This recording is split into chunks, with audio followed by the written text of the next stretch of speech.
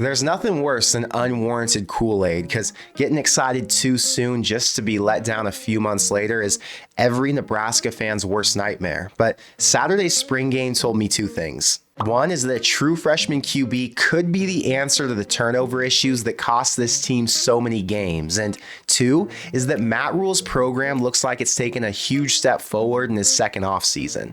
I gave you my instant reaction right after the game, but now that I've had time to go back and watch it again, I put together a list of my biggest takeaways. So today, I'll give you the 8 things I learned about the 2024 team on Saturday and what it means for Matt Rule and the jump they could make in year 2. But what's up, guys? I'm Connor Hayden, and this is Corn Crazed. If you're a fan of Nebraska or the Big Ten, hit the subscribe button below so you don't miss any of my preseason content. And if you thought Dylan was as good as his recruiting profile said he was going to be, hit the like button and help us get to 1,000. But now, let's get into it. He's hit and set. He's taking a shot downfield, wide open end zone, caught, touchdown. Last week, I talked about the 7 things I hoped we'd learn, and most of those questions got answered. I wanted to know how big the gap was with the QBs. Would the offense stop turning it over? Where's Dowdell at in the rotation? Who's playing in the secondary? Who's starting on the O-line? Which receivers led the pack? And which guys were going to hit the portal? Dowdell showed he moves pretty well for a guy who weighs 220 and looks similar to Gabe Ervin, who won the job last year. But Emmett Johnson ran hard too, and taking reps from a guy who finished the last season as a starter isn't going to be easy. The bigger question I have now is, will Gabe Ervin get back to full strength and put Dowdell on the back burner, or are there enough touches to get 3 or 4 guys the ball throughout the season? The question in the secondary was who was going to rotate in with the known starters, and 3 young guys I saw a lot were DeAndre Barnes, Jeremiah Charles, and Dwight Boodle. Outside of Benhart and Scott, we got to see everybody rotate on the O-line, but since they were up against a front that didn't play their best 2 guys, it's hard to give them a grade for how well they played. I saw Justin Evans at center with Latovsky and Mazuka next to him at guard, but the battle to track this summer will be between those 3 guys because there are only 2 spots next to Ben Scott. Now, I think they're all going to get to play, but who establishes themselves as the alpha at guard? And in the transfer portal, only 3 guys entered so far, 2 walk-ons and Chief Borders, which surprised some people since Rule talked about how much he's grown this spring. But the reality is, if he was going to have a significant role, he wasn't going to leave. Tony White's got Prince Will, MJ Sherman, Jamari Butler, Maverick Noonan, and I'm sure there are more. So this defense is stacked, and losing one outside linebacker who was at best 3rd off the bench isn't going to hurt.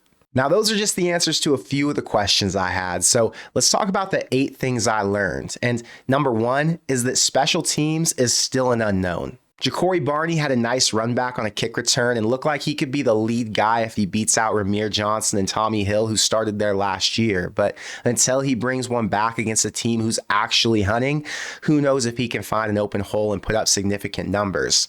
Brian Buschini's average dropped almost 4 yards last season, and he had 9 less punts go for more than 50 yards. So I was hoping we'd see him get some more action Saturday, but the offense was scoring too often.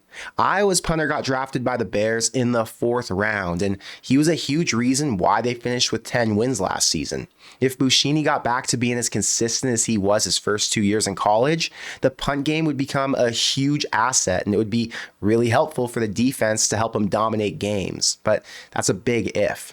Tristan Alvano missed his first 2 field goals, and they weren't really close. He's not going to lose the job, and they're not taking a transfer kicker. So these next few months are going to be a huge mental test for him because he feels the pressure after a slow start last season. He feels the pressure after going 1 for 3 on Saturday, and he's just as aware as we are of the importance of every field goal when they're playing a Big Ten schedule, and the history says Nebraska loves being in 3-point games. Number 2 is that the tight end is going to be a serious weapon.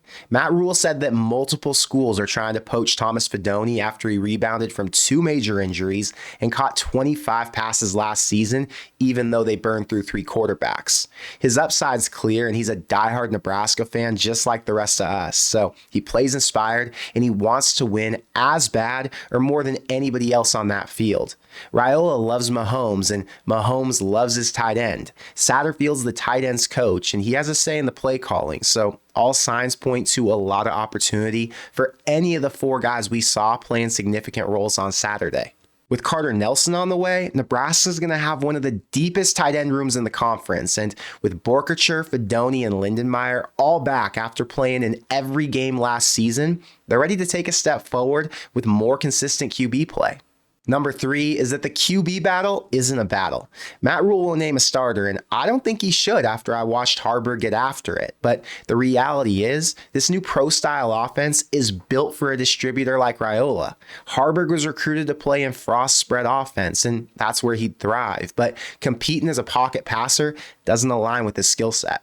That doesn't mean he won't have a role, though. Nebraska hasn't made it through an entire season with one quarterback since 2017 with Tanner Lee, and even though the line should be better and Dylan won't get hurt as a runner, there's still a chance for an awkward sack or a freak injury that could keep him out for a game or two. Kalen's been a fan favorite. He's been a great teammate and all-around stud ever since he got to Lincoln. And after he got a bunch of reps on Saturday, it's clear that he's a guy who needs time to develop into a starter, but he does have the confidence to succeed in the Big Ten, and he's 100% their best option to back up the 2 guys ahead of him who would start at other Big Ten schools. Now, number 4 is that Heinrich Harburg might be this offense's secret weapon. He's 6'4", 220, and he's as fast as most Big Ten running backs. When he was healthy last year, defenses couldn't tackle him, and it took multiple games to wear him down and find a way to shut down Nebraska's QB run game. But with a new scheme and a new QB to focus their attention on, a QB run wrinkle in the 3rd or 4th quarter with a fresh Heinrich Harburg and a worn-down defense is going to be a serious problem to defend. Add in the fact that he's got better receivers, a more accurate arm after an offseason preparing to be the starter, and the confidence that he can score on Big Ten defenses, and we're talking about a guy who could be Matt Rule's version of Taysom Hill, lining up at tight end, QB, or fullback just to keep the D on their toes. Number 5 is that turnovers aren't going to be the issue they were last season. 16 of Nebraska's 31 turnovers last year were because of forced throws by quarterbacks. And the first thing I noticed watching Dylan was his ball placement in traffic and his refusal to force plays that weren't there. If you notice some of his overthrows in the end zone, you'll see they weren't actually overthrows. They were balls that he put where only his guy could get to it. Now, you can tell he's well trained because of his discipline and his refusal to try and do too much instead of living to fight another down. The best QBs in the country don't throw picks. Shadur only had 3, Jackson Dart threw 5, and the other top passers were all in that same range. If the QBs just hold on to their snaps and Dylan throws half as many picks, that'll cut their turnovers in half, which will put him in the top 50 nationally and gives Rule the chance to win at least 3 more games than he did in his first year. I have 3 more to get to, but before I continue, I want to shout out the Character Chronicles for being the sponsor on today's show. I don't make as many videos during the off season, but Adam's been releasing content that keeps me in the loop with everything going on around the program. He just hit 16K subscribers after his first year on YouTube. So if you want more content like mine, you can head over to the Character Chronicles channel by clicking the link in my description box below, or just typing in characterchronicles.com, and that'll take you over to their site where you'll find a ton of Husker coverage from Adam and other creators he's made content with. Getting back on track, we're on to number 6. The running backs have a different role than last season. Saturday only showed us a few formations this offense has been working on, but now that we see how much stronger the pass attack's going to be than what it was last year, there's no doubt that the running backs will have a different role. Gabe Ervin was the summer star last offseason because of his ability to grind it out on long drives and wear a defense down. But how much is that style going to change now that Raiola can move the ball downfield with his arm? Instead of a 3-back rotation on a drive, they might only need 1. And if he's not carrying the ball 6 times on a single drive, he's going to stay fresher longer. We'll still see heavy packages and plays designed for a bell cow back, but the Big Ten's changing, and Nebraska's pro-style offense is going to look a lot more like what they're doing at Ohio State, SC, and Oregon. Number 7 is that Jalen Lloyd is the best receiver on the team, and maybe that's a bold prediction, but he looks a lot like what Nebraska had in J.D. Spielman and Trey Palmer, whose play styles looked a lot like Tyreek Hill with the speed to beat a defense over the top. To start the second quarter, Raiola hit Lloyd in stride with a 45-yard throw that ended up going for a 65-yard TD. And now that Lloyd's got a QB who can get him the ball on time in the perfect spot, that deep downfield, we're going to see a lot more of that connection, just like we did with Casey and Trey 2 seasons back. And number 8, we found out who leads the pack at receiver. The last 2 years, we saw 7 different guys catch at least 4 passes. So I'm going to assume that this offense features 7 different guys once again. The top 3 based on the spring game are Jalen Lloyd, Isaiah Nair, and Jamal Banks, even though he didn't play very much. Behind them, you've got Janiron Bonner, who came in as a receiver, moved to tight end and fullback, then back to receiver. Alex Bullock, the former walk-on who finished as the number 2 behind Billy Kemp last year with 15 catches. And true freshman Ja'Cory Barney, who had one of the most impressive days out of anybody on the team.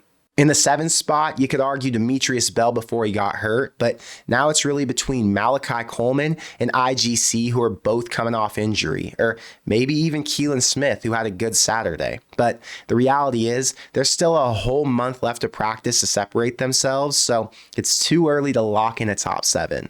I thought I was asking too much out of one televised practice, but I actually left with a lot of good takeaways to give me an idea for where this team stands and how things could look this fall. And more importantly, it gave me more to talk about in the videos I'll get back to in the next couple months to get you ready for football season.